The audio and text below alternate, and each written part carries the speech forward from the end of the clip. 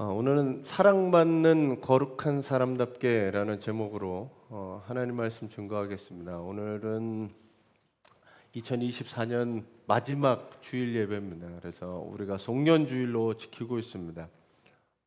이제 아직 한 해가 며칠 남아 있긴 하지만 2024년을 잘 마무리하고 2025년을 새롭게 준비하시는 성도님들이 되시기 바랍니다.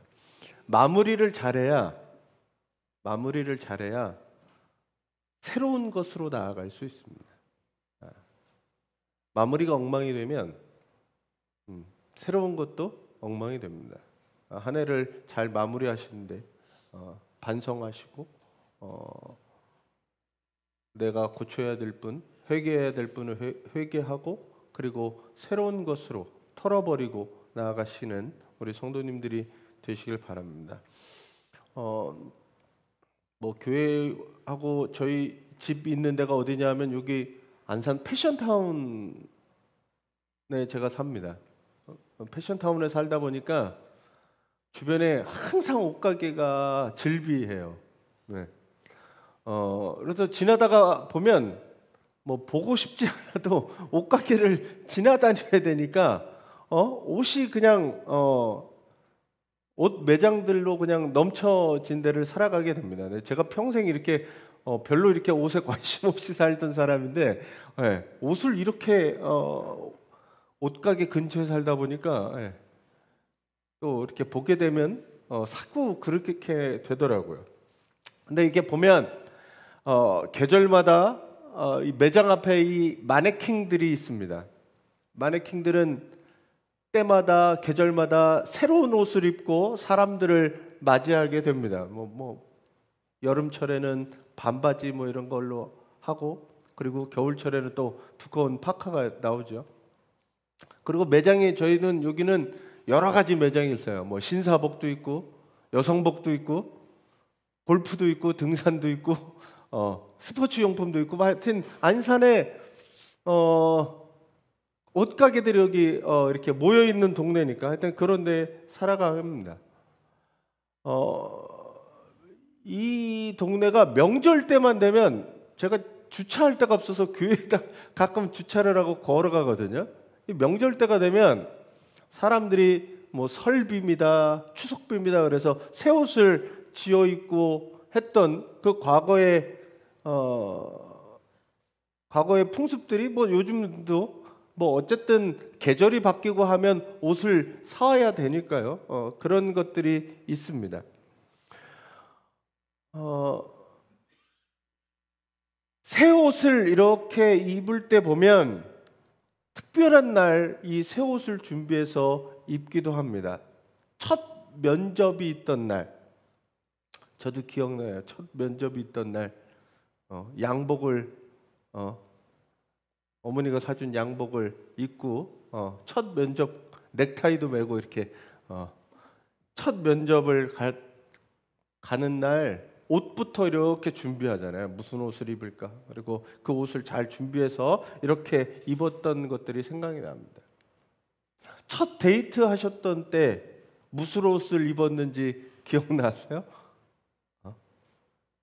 데이트 때 이 설레는 마음으로 옷장에서 무슨 옷을 입을까? 그런 마음들이 있습니다.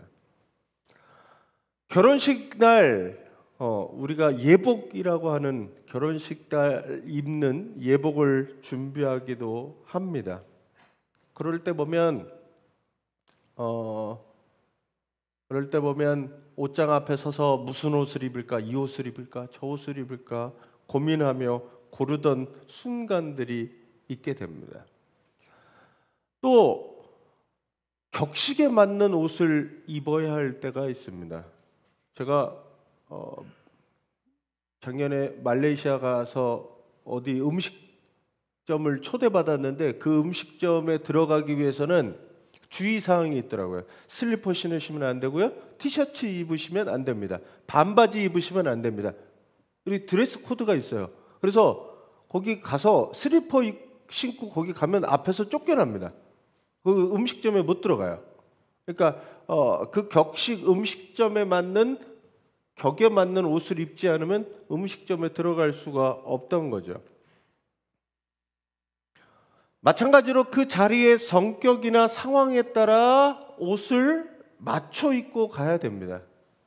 결혼식에 입고 갈 옷을 장례식에 입고 가면 그거는 격식에 맞지 않지요. 또 장례식에 입고 가는 옷을 파티 장소에 입고 가면 그것도 맞지 않습니다. 그 격식에 맞는 옷이 있습니다. 그리고 또 저희가 유니폼이라고 하는 게 있죠. 군인은 군인의 옷이 있습니다. 군인은 전투하기 위해서, 전투에 잘 이기기 위해서 그의 성능과 그에 걸맞는 전투복을 입습니다. 경찰은 경찰에 필요한 옷들을 입고 의사는 의사에 필요한 가운을 입습니다. 옷이 그냥 단순히 그냥 천조각만 이야기하는 것은 아닙니다.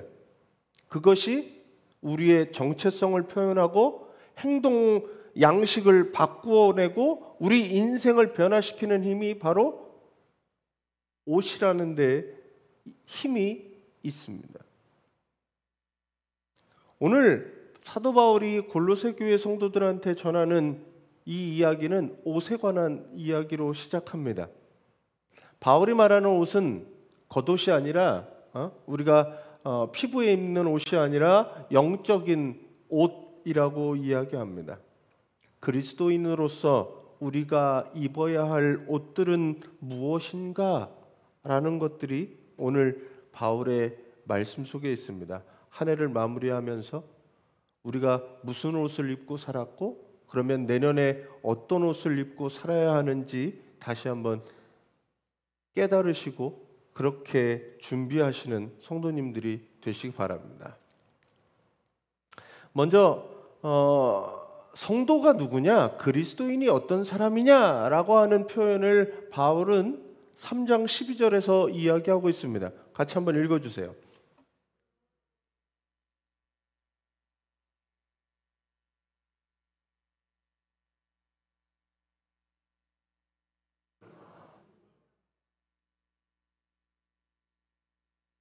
네, 위에 앞절 상반절을 보면 여러분은 어떤 사람이냐면 여러분들과 같은 성도들 이야기합니다. 교회를 다니고 예수 그리스도를 구주로 믿는 사람들, 그런 사람이 어떤 사람이냐라고 여기는 바울은 정확하게 표현하고 있습니다. 여러분은 어떤 사람이냐면 하나님이 택하신 사람입니다. 첫 번째로 그거예요. 하나님이 여러분들을 택하신 사람입니다. 그리고 하나님이 택하셔서 뭐 하셨냐면 사랑받게 하셨어요. 사랑을 주셨어요. 그리고 그 사랑받은 사람들이 어떻게 살아야 되느냐? 거룩한 사람처럼 살아가야 한다라는 겁니다. 거룩한 사람답게, 사랑받는 거룩한 사람답게 살아가는 사람, 그런 사람들이 누구냐? 여러분들입니다. 그리스도인들이 누구냐? 하나님의 택함을 먼저 받았고 하나님의 사랑을 받았고 그래서 거룩한 사람답게 살아가는 사람이 여러분들이에요. 그래서 우리는 뭐라고 부르냐면 성도라고 부릅니다. 성도. 왜 우리가 거룩한 사람이 되었어요? 내 삶을 보면, 내 인생을 보면 전혀 거룩한 것 같지 않은데 왜 우리가 거룩한 사람이 되었어요? 하나님이 여러분들을 택하셨기 때문에 거룩한 사람이 되었습니다. 하나님이 사랑을 주셨기 때문에 여러분들은 거룩한 사람이 되었습니다. 내가 뭔가 잘나서, 내가 똑똑해서, 착해서 뭔가 했기 때문에 그래서 우리에게 하나님은 택하시고 사랑하신 것이 아니라는 겁니다. 성경은 우리에게 뭐라고 얘기하냐면 우리는 하나님의 은혜로 말미암아 하나님의 자녀가 되었다라는 이야기하십니다. 우리는 내 공로나 내가 할 수 있는 모든 것으로 하나님의 자녀가 될 수 있지 않았습니다. 전적인 하나님의 은혜로 말미암아 하나님이 그냥 택하신 거예요. 세상에 많은 사람 중에 우리를 택하셔서 사랑을 주셨습니다. 하나님은 모든 사람을 사랑하셨는데 그 가운데 여러분들은 택함을 받았고, 그리고 그 택함을 받은 사람은 거룩하게 살아야 합니다. 그래서 하나님의 이 택함을 받아서 하나님의 자녀가 된 사람들은 이제 예전에 입었던 더러운 옷들을 벗어버리고 과거에 입고 있었던 거지와 같았던, 낡은 것과 같았던 악의 이 옷들을 이제는 벗어버리고 하나님의 자녀가 된 사람으로 새 옷을 입어야 한다고 바울은 이야기하고 있습니다. 옷은 누구를 만날 때 당연히 입는 겁니다. 네? 옷이라는 게 그래요. 당연히 그냥 입는 겁니다. 누가 옷을 다 벗고 사람을 만나는 사람은 없잖아요. 그냥 이거는 입어도 되고 안 입어도 되는 게 아니라 당연히 입는 겁니다. 그냥 그거 거기에 무슨 판단하고 고민하고 생각할 게 없잖아요. 그냥 입어야 되는 거예요. 옷. 무슨 옷을 입을까 고민하지만 옷은 입어야 되는 겁니다. 여러분들이 예수 그리스도의 옷을 입는 거는 그냥 당연하고 원래 그렇게 해야 되는 거예요. 입을까 말까? 누구 만나러 가는데 무슨 옷이 아니라 옷을 입어야 되는지 안 입어야 되는지 고민하시는 분은 없잖아요. 무슨 옷을 입을까 고민하죠. 성도는 입을 옷을 입지 않고 살 수 없는 것과 같이럼 우리는 우리의 옷들을 반드시 당연하게 입어야 한다는 겁니다. 그 다음이 문제예요. 옷은 입어야 되는데 무슨 옷을 입을까? 그러면 잔뜩 흙이 묻어있고 오물이 묻어있는 옷을 깨끗이 씻은 다음에 다시 그 옷을 주워 입을 거냐? 그런 사람이 어디 있어요? 그런 사람이 어디 있어요? 땀 흘리고 뭐가 묻고 지저분한 게 묻고 그렇고 그걸 다 벗어내고 깨끗이 씻은 사람은 이제 새 옷을 입을 수밖에 없는 거죠. 그래서 성도들은 새 옷을 입어야 합니다. 각자 자기의 신분에 맞는 옷을 입고 그 옷을 통해 그 사람을 알아볼 수 있듯이 군복을 입은 사람을 보면 그 사람이 뭐 하는 사람이에요? 군인인 줄 알아보는 거잖아요. 경찰 옷을 입은 사람은 경찰임을 우리는 알아볼 수 있습니다. 그 옷을 무슨 옷을 입은 거에 따라서 그 사람이 어떤 사람인지 알아볼 수 있다는 거죠.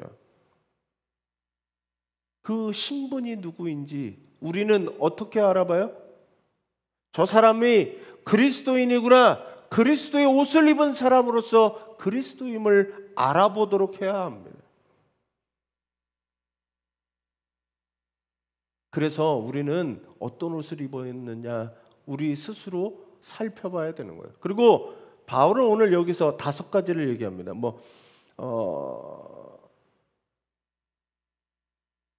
개역개정판에서는 이렇게 되어 있죠. 긍휼, 자비, 겸손, 온유, 오래 참음, 이 5가지를 이야기하는데 새번역에서는 이걸 이렇게 번역을 했습니다. 뭐냐면 동정심, 친절함, 겸손함, 온유함, 오래 참음. 겸손과 온유, 오래 참음은 같고 앞에 2개 긍휼과 자비를 동정심과 친절함이라고 새번역은 번역을 했어요. 이게 뭐냐면 사실 자비라는 말은 이게 한문을 번역한 거잖아요. 이게 자비라는 말이 어디서 오냐면 불교 쪽인 용어에서 이제 갖고 오는 거거든요. 그래서 새번역은 요거를 좀 더 이해하게 동정심, 친절함이라는 표현으로 바꿨습니다.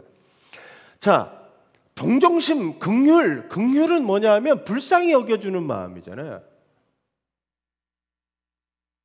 기독교인으로서 그리스도인으로서 갖고 있어야 할 첫 번째 옷 입어야 될 거는 불쌍히 여겨주는 마음이에요.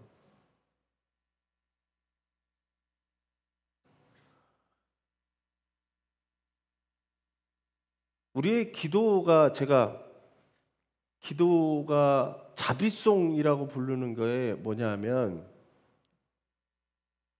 우리를 불쌍히 여겨달라는 기도입니다. 끼리의 엘레이손이라고 하는 게 예수님께 우리가 기도하는 그 기도의 제목이 뭐냐면 예수님, 저희를 좀 불쌍히 여겨주십시오. 문제는 주님이 불쌍히 여겨주기만 하면 되는 거예요. 주님이 우리를 어떻게 했느냐? 주님을 많이 부르던 이 성경의 사람들이 주여, 다윗의 자손 예수여, 나를 좀 불쌍히 여겨달라고 하는 그 말로 시작했다라는 것들을 기억하시기 바랍니다. 내가 지금 어떻게 여기 이 자리에 이렇게 있을 수 있느냐? 하나님이 나를 불쌍히 여겨주셔서 이렇게 있을 수 있는 거예요.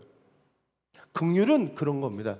주님이 나를 불쌍히 여겨주셨듯이 나도 다른 사람을 불쌍히 여겨주는 겁니다.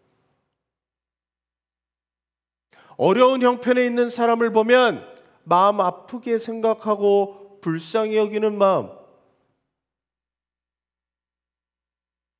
내가 보면 힘들고 어려운 사람을 대해서 그와 마음을 같이 하고 그를 가엾게 불쌍히 여겨줄 수 있는 마음, 그게 바로 긍휼이라는 거죠. 동정심입니다. 그리고 이 마음속 긍휼히 여기는 마음, 이게 동정심이라고 하면, 친절함은 동정심을 가지고 그에게 베푸는 게 친절함입니다.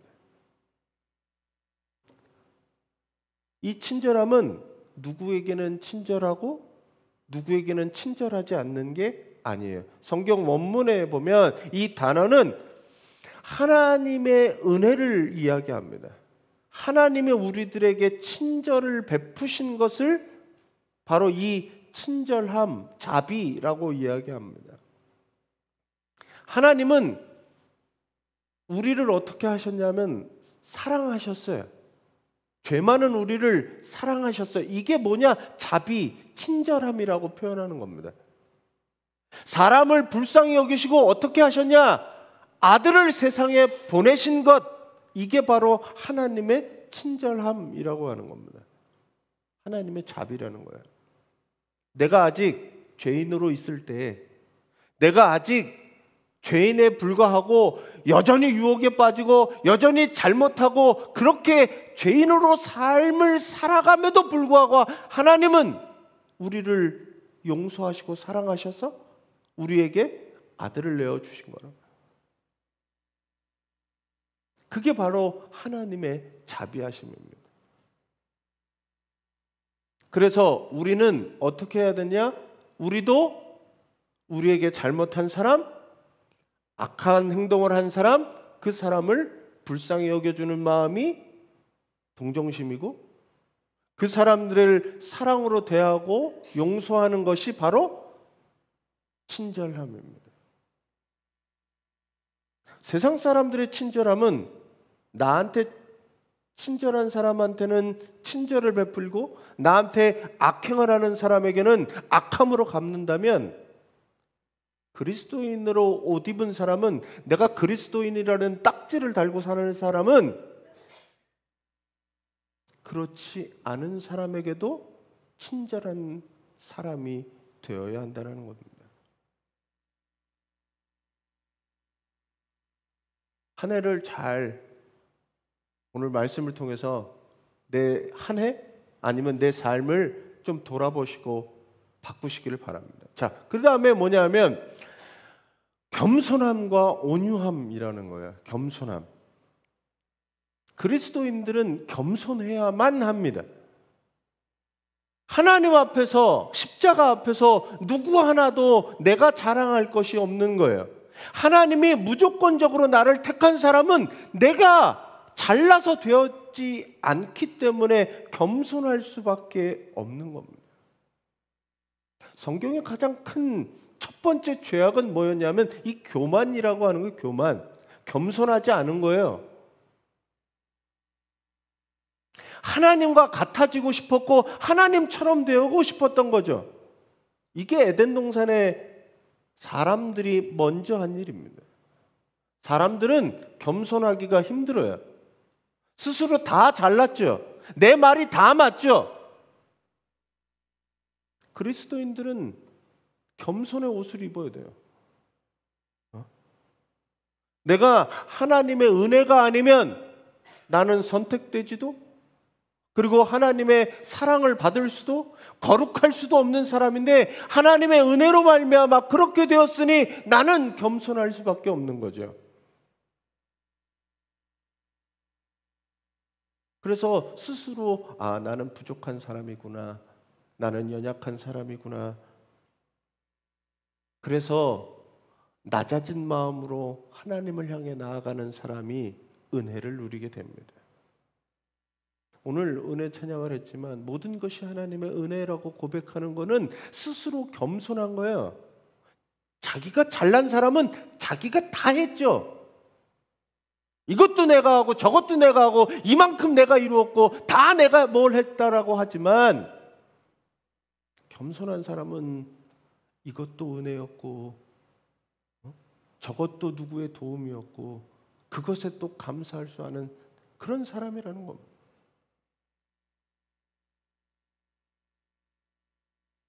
예수 그리스도는, 성경에서 뭐라고 얘기하냐면 예수 그리스도는 하나님과 동등됨을 취하지 않고 자기를 비워 종의 형체를 입어 자신을 겸손하게 낮추셨다라고 되어 있습니다. 주님이 어떻게 하느냐? 하늘 보좌를 버리고 이 땅에 내려와서 낮아지신 것처럼 겸손함은 우리가 가져야 할, 기독교인이 가져야 할 덕목이에요. 그래서 겸손은 필요합니다. 주님이 낮아지셨으니 나도 낮아져야 돼요. 우리의 마음들을 낮추고 교만한 마음들을 내려놓고 낮아진 마음으로 이 겸손함을 이루는 것이 바로 기독교인이어야 한다는 겁니다. 온유함은 우리나라는 그냥 온유라고 하면 부드럽고 연약하고 그런 것으로만 생각합니다. 이 성경에서 말하는 온유라고 하는 단어는 뭐 번역할 수가 없어서 이 단어밖에 없어서 이렇게 번역을 했는데, 외유내강이라고 하는 겁니다. 외유내강. 바깥쪽으로는 유연하고 안으로는 강한 사람들. 이게 그냥 온유하다는 게 이리 흔들리고 저리 흔들리고 왔다 갔다 하고 그러는 게 아니에요. 이걸 뭐라고 표현하냐면 헬라어에서 야생말 있잖아요. 야생말을 길들였어요. 길들여서 야생말이 온순해졌잖아요. 그걸 뭐라고 하냐면 온유라고 표현합니다. 내 내부에는 야생마적 기질이 있어요. 근데 그게 훈련되어지고 다스려져서 어떻게 되어야 되느냐? 그게 사람에게는 온순하고 자기의 능력을 펼칠 수 있는 그걸 바로 뭐라고 하냐면 온유라고 한다는 겁니다. 이거는 자기의 기질과 성격과 성질을 내려놓고 하나님의 일하심을 믿고 바라는 것, 그게 바로 이 온유를 이루는 거예요.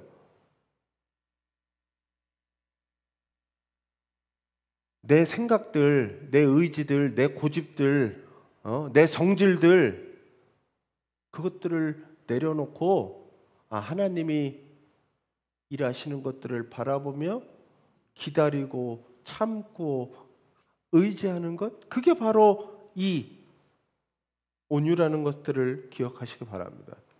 마지막 오래 참음은 잘 아시다시피 오래 참는 건데, 아무것도 안 하는 오래 참음은 아닙니다. 이거는 보복하지 않는 오래 참음이라는 것들을 이야기합니다.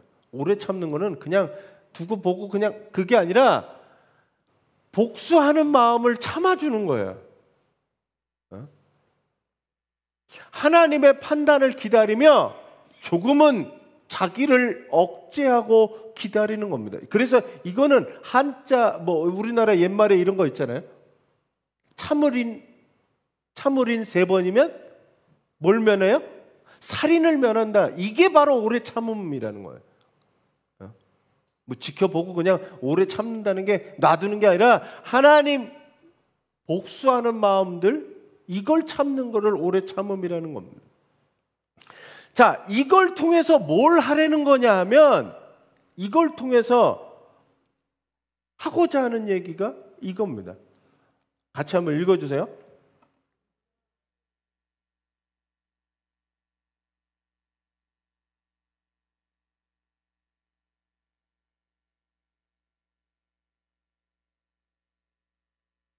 자, 누구에게 불평할 일이 있을 때 가장 사람이 쉽게 반응하는 게 뭐냐면 불평이라고 하는 반응입니다. 이건 어떻게 보면 사람은 누구나 그렇게 불평으로 반응하게 돼 있어요. 어떤 일을 만났을 때 가장 먼저 나에게 있어서 튀어져 나오는 반응은 그거 왜 그래? 라고 하는 이 불평이 튀어져 나오죠. 그것들을 불평을 내려놓고 불평을 억제시키고 오래 참고 온유함으로 겸손함으로 내려놓고 뭐 하는 거냐? 용납해주고 용서해주라는 이야기입니다. 불평 불만을 말하는 것도 잘못이지만 불평 불만을 받아들이지 못하고 변명하고 인정하지 않으려고 하는 것도 잘못입니다. 내가 한 잘못들을 인정할 수 있어야 돼요. 요즘 나라를 보면서 생각되는 거는 스스로 잘못한 것들은 아무것도 없어요. 세상에. 나라가 이 지경이 돼가는데도 잘못한 게 아무도 없어요. 잘못한 사람이 없어요.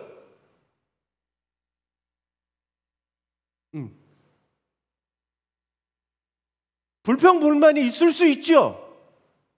그것도 참아야 하지만 그 불평 불만에 대해서 내가 잘못하지 않으려고 인정하는 것, 그것도 문제라는 겁니다.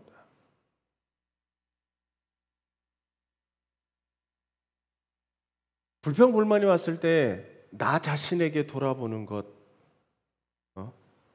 그게 바로 겸손한 마음과 온유한 마음, 그걸 가진 사람들이 해야 되는 거죠. 왜 나에게는 그런 불평 불만들이 있었을까? 스스로를 돌아보게 되는 마음. 불평 불만을 가진 사람들도 과연 나는 그럼 겸손했는가? 온유했는가? 그걸 돌아보는 시간이 되어야 합니다. 그걸 용납, 인정하고 그 다음에 뭐 하느냐? 용서해 주라는 겁니다.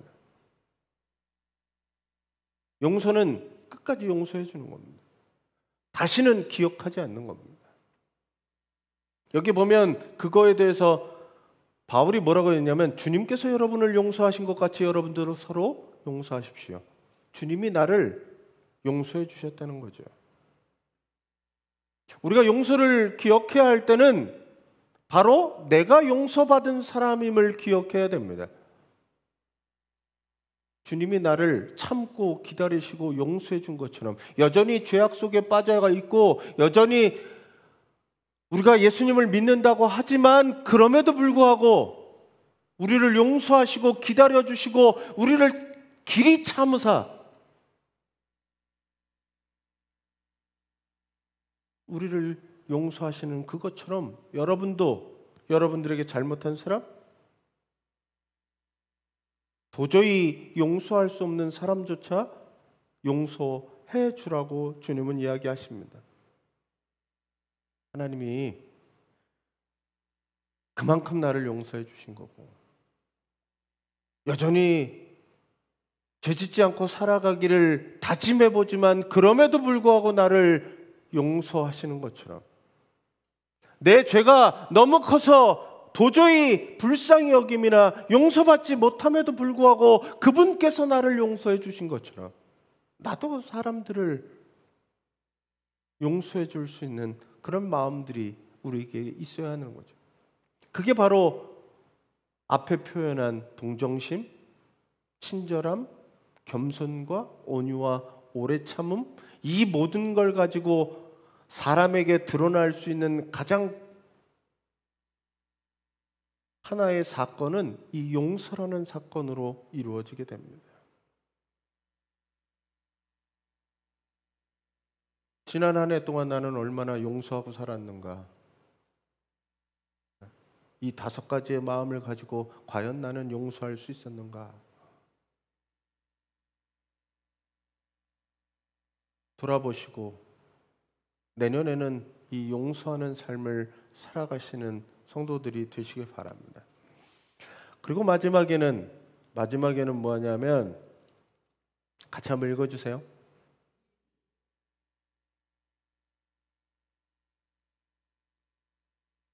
네.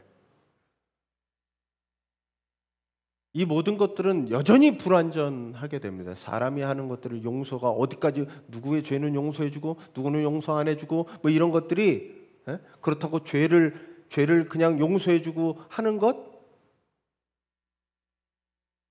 그럴 수 없는 거죠. 잘못한 거 죄를 무한정으로 용서해주는 것 그것이 우리가 할 일은 아니라는 겁니다. 그걸 완전하게 만드는 게 뭐냐? 그건 사랑이라고 이야기합니다. 앞에서 말한 모든 덕목들이 중요하고 하지만 거기에 사랑이라는 게 빠져버리면 여기에 사랑은 원어로 보면 아가페입니다. 아가페. 하나님이 사람을 사랑하고 그 사랑으로 묶는 거라는 겁니다. 긍휼이나 자비나 온유나 겸손이나 오래 참음이나 용서하는 마음 그거 모든 것이 사랑이 아니면 아무것도 아니라 사랑이 아니면 온전해지지 못하는 겁니다.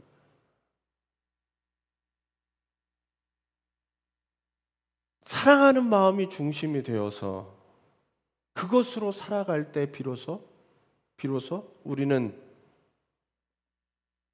예수 그리스도의 사랑으로 예수 그리스도를 믿는 사람으로 살아갈 수 있다는 겁니다. 우리가 교인이라고 우리가 그리스도를 따르는 사람이라고 그리스도의 제자로 하나님의 자녀로 살아갈 수 있는 것은 이 사랑으로 출발하고 살아갈 때 비로소 참된 그리스도인이 됨을 여러분들이 믿으시기를 바라고 그렇게 살아가시기를 바랍니다. 세상은 그렇지 않아요. 세상은 사랑으로 살지 않아요. 하지만 우리는 그런 세상을 바꿔야 합니다. 그렇다고 사랑이 그 사람이 좋은 것만 해주는 게 사랑은 아닙니다.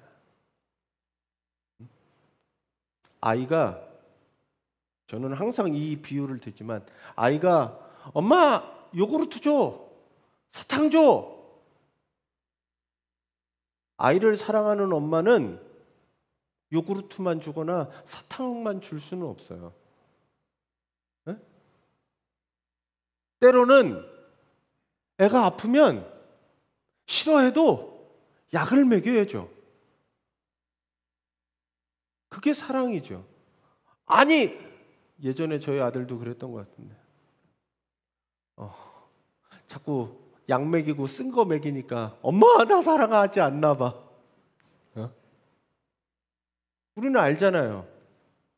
그게 정말 사랑인가요? 좋아하는 대로 하고 싶은 대로 그렇게 해주는 게 다 사랑이던가요? 정말 사랑하면 그 아이가 잘못 가면 잘못되었다고 필요하면 써도 이게 약이라고 먹여주고 혼내주고 그게 정말 사랑인 거죠. 그때는 사랑인 줄 몰라요. 왜 나한테 이러시나? 하지만 중심이 어디 있느냐? 그걸 돌아보시기를 간절히 바랍니다. 사랑으로 출발하지 않으면, 사랑으로 시작하고 사랑으로 과정되어지고 사랑으로 결론 맺어지지 않으면 아무것도 아닙니다. 고린도전서 13장에는 그래서 사랑이 아니면 아무것도 아니에요. 신앙이라고 하는 거, 믿음이라고 하는 거, 교인이라고 하는 거, 사랑이 빠지면요 아무것도 아닙니다. 그냥 울리는 꽹과리고 소리나는 굴이고 그냥 별 볼 일 없는 거예요. 왜 우리가 그리스도인일 수 있느냐? 그리스도인이 무엇을 가지고 있어야 되느냐? 이 아가페 사랑이라고 하는 그 사랑의 마음을 가지고 있어야 합니다. 그래서 불의를 보면 나 죽는지도 생각 안 하고 뛰어드는 거죠.